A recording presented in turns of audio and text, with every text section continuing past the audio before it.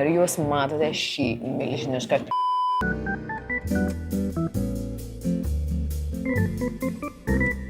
Šiandieną esame Užupio Respublikoje, kur valgysime milžiniško dydžio čeburekus. Kaina irgi yra iš didesnių 10 eurų. Dabar degustuojame aviečių viniuką, stiklinės dydis nežmoniškas, kaina buvo 9 euriukai.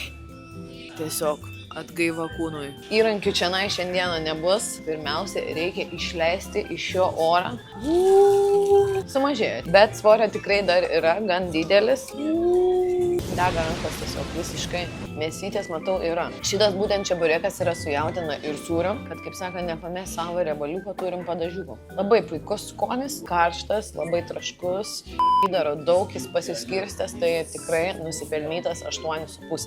O dabar bandysime grybukus. Kiek šiltos masės. Girdėjau, kad yra ir baravykų, ir dar kažkokių kitokių grybų. Aš suprantu dabar, už ką pinigus mokėjom. Čeburekams su grybais duodu 9 balus. Apibendrinant galiu pasakyti, kad tikrai unikali patirtis. Čeburekai labai skanus. Na, o jeigu sudomina, užsukite ir jūs. Vynas ir čeburekai Užupyje. Žinokit, vos įvykiau. Prakaitas išmušė po čebureko stipriau negu vyras muša.